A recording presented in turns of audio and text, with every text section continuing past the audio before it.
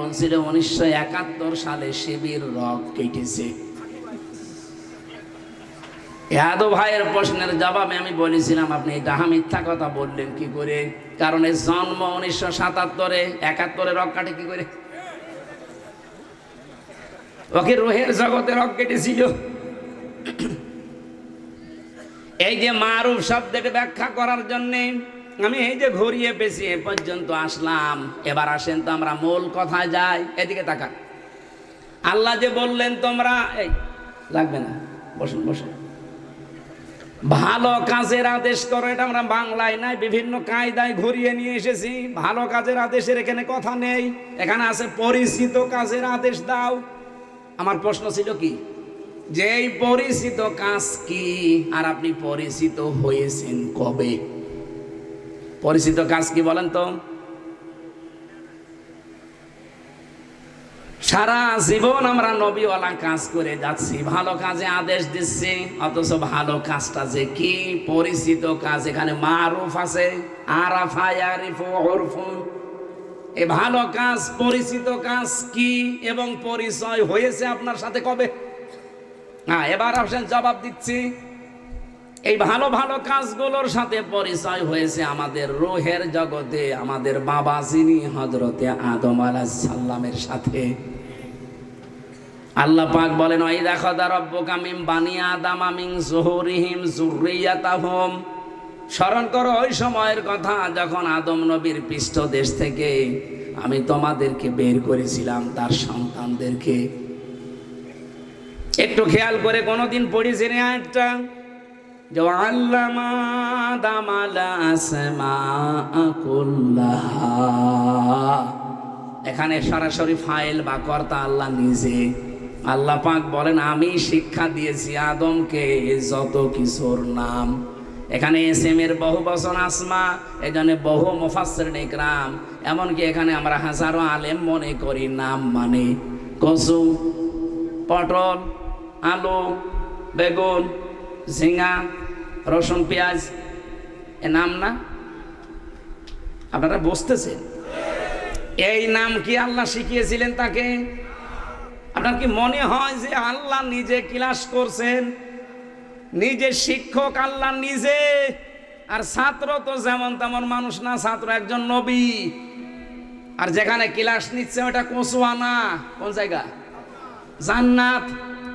কত দামি ক্লাসরুম, শিক্ষক ওই রকম, ছাত্র ওই রকম। ওখানে কি আলু, পটল, কচু, ঝিঙা, বেগুন এগুলোর নাম শেখানো দরকার আছে? কি শিখিয়েছিল? কোনদিন এই আয়াতটা নিয়ে চিন্তা আসে না আমাদের? আমার তো মনে হয় এই আয়াতটা নিয়ে একটু ভাবলে এই দেশের পরিবর্তন করা সম্ভব। আল্লাহ কি শেখাতে পারেন?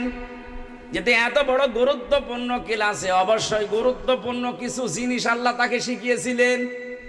আধুনিক তাফসীরগুলো দেখবেন, আমি যেখান থেকে এটা বের করতে পেরেছি, আল্লাহ পাক ওই দিন যা শিখিয়েছিলেন তার বাস্তবতা হচ্ছে এইটা। কারণ ওখানে আলু, পটল, বেগুন, ঝিঙা এর শেখার কোনো দরকার নেই। যেমন তেমন ক্লাসরুম হলে বলতাম শিখান। ক্লাসরুম জান্নাত। এই পৃথিবীতে এখন যত বিশ্ববিদ্যালয় আছে, এমনকি বাংলাদেশের একটা বিশ্ববিদ্যালয় যে 1000 তালিকা আছে, দেখবেন বিশ্ববিদ্যালয়ের একটা বিশ্ববিদ্যালয় বাংলাদেশে ওখানে স্থান পায়নি। মালয়েশিয়ার একটা শুধু পেয়েছে। কয়েকদিন আগে আমি মালয়েশিয়া ইন্টারন্যাশনাল ভার্সিটিতে গিয়েছিলাম পিএইচডি করার জন্যে। ওখানে আমি জমা দিয়ে এসেছি কাগজপত্র, কিন্তু সংগঠন থেকে এখন আমার মাথার উপরে আরেকটা দায়িত্ব দিয়েছে, এই জন্য আমার পিএইচডি মাঠে মারা গেছে। আবার যদি সামনে কপালে থাকে তো চেষ্টা করবো ইনশাল্লাহ।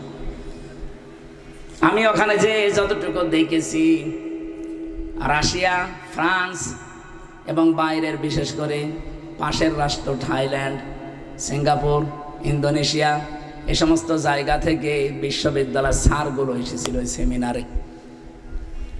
আমরা জিজ্ঞাসা করলাম যে 1000-এর ভেতরে আমাদের বাংলাদেশের কোনো ভার্সিটি তালিকায় আসলো না কেন? কি পড়ানো হয় সেখানে এমন, আর কি আছে তাদের ক্লাসরুমে? মালয়েশিয়া বিশ্ববিদ্যালয় যিনি তালিকায় আছে তাও 997 নম্বরে, সম্ভবত 1000-এর ভেতরে তালিকায় তার কত? 997 আর বাংলাদেশের একটাও নেই। তা আপনারা চান্স পেলেন কি করে এই তালিকায়? ওনারা বলছিল আমার বিশ্ববিদ্যালয় যেটা, এখানে 100 ভাগের 80 ভাগ ক্লাস হয়, আর 40 ভাগ 80 ভাগ লেখাপড়া হয়, ক্লাস হয়, আর 40 ভাগ না 20 ভাগ গবেষণা হয়। 20 ভাগ গবেষণা হয়, 80 ভাগ এই ক্লাসরুমে লেখাপড়া করানো হয়। এই কারণে তারা 997 নাম্বার পর্যন্ত গেছে। তাহলে 1 নাম্বারে যিনি আছে, 2 নাম্বারে যেটা আছে, সেখানে গবেষণার মাত্রা কত বেশি? আমার মনে হয় সেখানে গবেষণা হয় 98 ভাগ, লেখাপড়া হয় 2 ভাগ।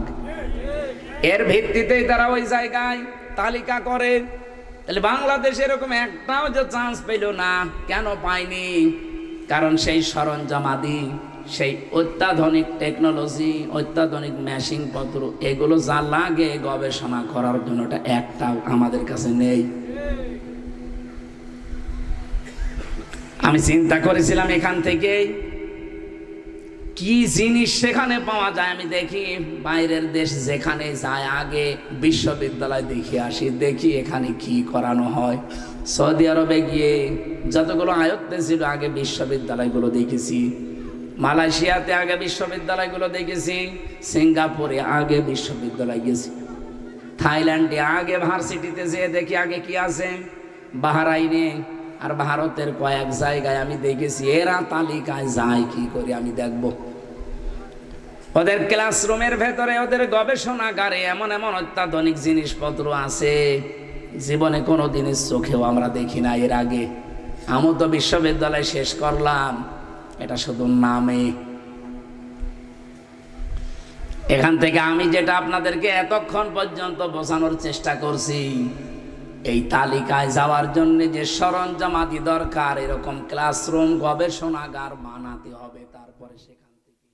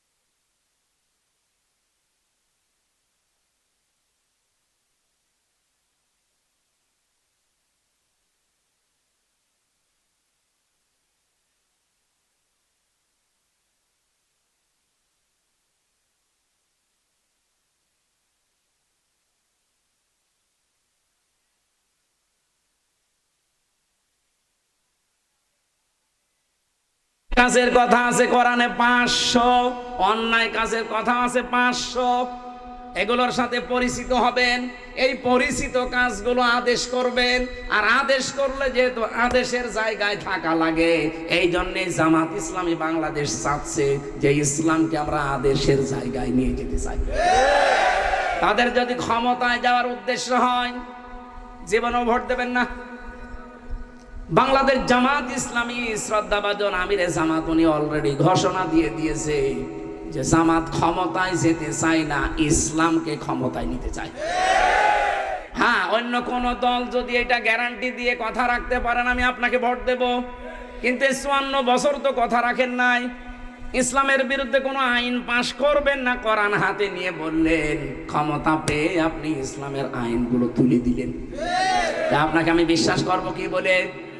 এখন যদি বলেন আপনাকে বিশ্বাস করব কি করে, আমাদের বিশ্বাস করার মতো বহু কাজ আমরা অলরেডি করেছি। এদেশে 2 জন মন্ত্রী উপহার দিয়েছি, 4 আনাও চুরি ডাকাতি করে নাই। রাষ্ট্রের দায়িত্ব পালন করে 36 টাকা বেঁচেছিল, এটা ফেরত দিয়েছে। 18 জন এমপি ছিল বাংলাদেশ জামাত ইসলামী থেকে, 1টা টাকা কেউ দুর্নীতি করে নাই। এর চাইতে আবার কি নেবেন? আপনাকে যদি এর চাইতে ভালো কিছু দেওয়া লাগে তাহলে এ মশিউর দিয়ে হবে না, জিবরাইল লাগবে। তাহলে জিবরাইলকে ভোট দেন। এরপরও আমি আর একটা কথা গ্যারান্টি দিতে পারি, আমি আমিরে জামাতের কাছে আজকেও গিয়েছিলাম ঢাকাতে, ঘোষণা শুনিয়ে এসেছি। আমি এর আগেও শুনেছি ওনার ঘোষণা, এই দেশে জামাত ইসলামী থেকে কেউ যদি এমপি পাস করে, মন্ত্রী হয়, 5 বছর পরে ওর 1টা টাকাও বাড়বে না, যা টাকা ছিল আরো কমবে। বাংলাদেশে কোন রাজনৈতিক দল আছে ঘোষণা দিক? আমার তো মনে হয় কেউ সাহস পাবে না, কারণ যারা এমনিতেই হাঁ করে আছে খাওয়ার জন্যে, তারা যদি এখন ঘোষণা দেয় যে আমাদের দল থেকে যদি কেউ এমপি হয় 100 টাকা নিয়ে, 5 বছর পরে 101 টাকা হবে না, আরো 90 টাকা হয়ে যাবে, আমার মনে হয় ওই দল থেকে কেউ এমপি দাঁড়াবে না। আমার দরকার কি? এখানে জামাত ইসলাম ক্ষমতার জন্য না, আমরা দেখাতে চাই যে এই ভালো ভালো কাজগুলো আদেশের জায়গায় নিয়ে আদেশ জারি করে এই দেশটাকে আমরা একটা মিনি জান্নাত বানাতে চাই। এইটাই সত্যি কথা বলছি, কোরআন আমার সামনে, এইটাই আমাদের উদ্দেশ্য। অন্য কারো আছে কিনা জানি না, আমার তো এটা উদ্দেশ্য। আমি চাই যে এটাকে সংসদে নিয়ে আইনগুলো পাশ করে এই 54 বছরের জন্য মানুষ যেন বাংলাদেশে আফসোস করে যে কি করলাম আমি। এক লোক নৌকা নিয়ে যাচ্ছি, বাজার করবে, নৌকা পার হয়ে ওপারে, ছেলে মেয়ে 2টা কান্নাকাটি করছে, বলছে আব্বা আমরাও যাবো। বলছে চলো। স্ত্রী বলছে ওদেরকে নিয়ে যাও, বাড়িতে আমি একা থেকে কি করব, আমারেও নাও। সবাইকে নিয়ে নৌকায় যাচ্ছে, হঠাৎ করে ঝড় এসে নৌকা গেছে ডুবে, বউ গেছে হারিয়ে, ছেলে মেয়ে 2টা গেছে ভেসে, নৌকাও গেছে ডুবে। ওই লোকটা বহু কষ্ট করে এদিক ওদিক করে গেছে কিনারায়, হাঁপাচ্ছে। যারা আশপাশ দিয়ে বাজারে যায় বলছে আপনি কিসের চিন্তা করেন? আমি ভাবতেছি যে আমার নৌকা। বলে ভাববেন না, আবার নৌকা পাবেন। আপনার বউ হারিয়ে গেছে, ভাববেন না, বিয়ে করলে আবার বউ হবে। ছেলে মেয়ে হারিয়ে গেছে, ভাববেন না, আবার ছেলে মেয়ে হবে। লোকটা আবার মাথা তুলে বলছে ভাইরা আমার, নৌকা হারিয়ে গেছে ভাবতেছি না, বউ হারিয়ে গেছে ভাবতেছি না, ছেলে মেয়ে হারিয়ে গেছে ভাবতেছি না, ভাবতেছি আমার হইল কি, আমার কি হইল। আমার মনে হয় দেশের 18 কোটি মানুষ এবার যদি ইসলাম দেখতে পাই না, যেই দেখবে যে 100 ভাগের 100 ভাগ বাজেট গুলো সব সঠিকভাবে ব্যয় হয়। গত পরশু দিনে একজন আমারে বলছিল যে এই দেশে যা বাজেট হয়, 100 টাকা যদি রাস্তার জন্য বাজেট হয়, 3 টাকা খরচ হয়, 97 টাকা সব আল্লাহর ওলিরা খেয়ে ফেলে। কিন্তু এদের উপর আমার গ্যারান্টি আছে, বিশ্বাস আছে, আস্থা আছে। এদের যদি আপনি দিতে পারেন, 100 টাকা বাজেট হলে 100 টাকায় ব্যয় হবে। এই দৃশ্যগুলো যখন দেখতে পাবেন, ঘরে ঘরে হযরতে ওমরের মতো মানুষ যে খোঁজ নেবে, আপনি দেখবেন এই 54 বছরের জন্য বাংলার 18 কোটি মানুষ শুধু আফসোস করবে আর গ্যারান্টি নিয়ে ফেলবে যে জীবনে কোনোদিন ইসলাম বাদে আর কোনো ধোঁকাবাজকে আনবো না। আমি আবার ওই গোড়ার কথা বলি, ভালো কাজ তাহলে পরিচিত কাজ কোনটা আপনি বুঝেছেন? কোরআন থেকে আপনি জেনে নেবেন। 500টা আছে আমার আয়াত, যেহেতু ওইটা না, আমি শুধু ইঙ্গিত দিলাম। আজ আলেমরা পরিচিত কাজের আদেশ আমরা দিতে পারছি না, কারণ আদেশের জায়গায় আমরা আলেমরা নেই। আমরা এবার আলেমরা আদেশের জায়গায় যেতে চাই। আপনারা দেবেন তো ইনশাআল্লাহ? আলেমরা যারা এসেছেন, কোনো ভয় নেই, কোনো চিন্তা নেই। ওয়ালা তাহিনু ওয়ালা তাহজানু ওয়া আনতুমুল আ'লাউনা। আল্লাহ পাক শব্দ চয়ন করেছেন ওয়া আনতুম আ'লাউনা ছিল, আ'লাউনার আগে আলিফ লাম দিয়ে, এটাকে আল্লাহ নাকেরাকে মারেফা বানিয়ে দিলেন। বাক্যের ভেতরে যদি নাকেরাকে আলিফ লাম দিয়ে মারেফা করা হয়, তাহলে ইফিদুল হাসরা হাসরের ফায়দা দেয়, বাংলা অর্থ দাঁড়ায় কোনো ভয় নেই, কোনো চিন্তা নেই, তোমরা বিজয়ী হবে। আল্লাহ বলেন শেষে হাসাই লাগিয়ে দিলাম, হবে। ইন কুনতুম মুমিনিন, যদি মমিন হতে পারো। সুতরাং আমাদের কাজ হচ্ছে মমিন হওয়া, আর বিজয় দেওয়ার মালিককে। আরো জোরে বলেন, আমাদের হাতে বিজয় নেই। আমির জামাত কত কয়েকদিন আগে বলেছে আমরা 3টা সিট পাবো না, 299টা পাবো। আমরা ভাবি না, কারণ এই সিদ্ধান্ত আসবে আসমান থেকে। কথা বলে না কেন? সুতরাং টিটকারি করবেন না। যার মানুষ পায়নি রাহাতকে দিয়েছে, রাহাতকে দেবেন, আপনারা দেবেন। আপনি তো কিছু না পেয়ে বাবা শাহজালাল সব হালাল আরম্ভ করেছেন। এই জন্য তো মিজান আজহারি ভাই এক কথা বলি, আপনাদের টার্গেট বলেছিল একদল খেয়েছে আর একদল খাওয়ার জন্য রেডি হয়ে আছে। বাস্তবতা দেখতে পেয়েছে, এই জন্যই তো বলেছে। আর আমরা এখনো পর্যন্ত দেখতে পাচ্ছি। কালকে একজন চট্টগ্রামে ঘোষণা দিয়েছে যে 17 বছর খাইনি, এখন খাবো। এখনই যদি বলেন খাবো, আমার মনে হয় মিজান ভাইয়ের কথা 100 ভাগ কার্যকর হয়ে যাবে। একদল খেয়েছিল আর একদল খাওয়ার জন্য রেডি হয়ে আছে। তা আপনারা 17 বছর খাননি, তাও তো হালকা পাতলা খেয়েছেন। আর আমরা যারা কিছুই খাইনি, আমরা অনার্স মাস্টার্স করে একেবারে যোগ্যতা পরিপূর্ণ, তারপরও আমার চেয়ারে বসতে দেয়নি। শুধু পেছনের খোঁজ খবর নিয়ে দেখেছি যে না, এ হচ্ছে চেতনায় রাজাকার। আমার তার রাজাকার বানাতে পারে না, দিয়েছে চেতনায় রাজাকার। কত বৈষম্যের শিকার ছিলাম আমরা বলেন। খাওয়ার দরকার তো ছিল 5 তারিখের পর থেকে আমাদের। কথা বলেন না কেন? আমরা যারা সব চাইতে ক্ষুধার্ত বেশি, আমাদের আজ পর্যন্ত খাওয়ার কোনো রেকর্ড পেলেন না। আর যাদের হালকা পাতলা, তারা সব খেয়ে সাবাড় করে ফেলছেন। এজন্য নিজে থামেন, আপনারাও একটা মাজলুম মানুষ। এখন নিজেরা জালেম হবেন না। আমি আলেমদের যে সম্মান কামনা করেছি এই কারণে, শুধুমাত্র আপনি নবীর ওয়ারিস না, বিশাল দায়িত্ব এই কথার মাধ্যমে নবীজি আপনার উপরে চাপিয়ে দিয়েছে। আমি সহ যত আলেম এখানে বসে আছি, এই আয়াতটা যেন জীবনে মানতে পারি, আল্লাহ তৌফিক দেন। বলেন আমিন।